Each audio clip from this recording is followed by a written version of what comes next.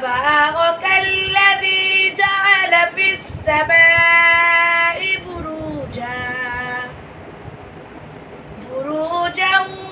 وجعل فيها سراجا وقمرا منيرا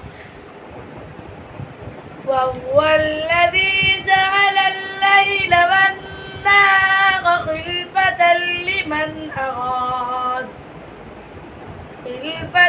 لمن أراد أن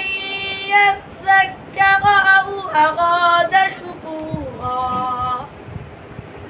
وعباد الرحمن الذين يمشون على الأرض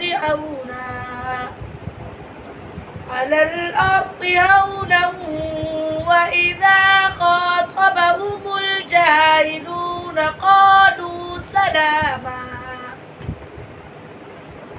والذين يبيتون لربهم سجدا وقياما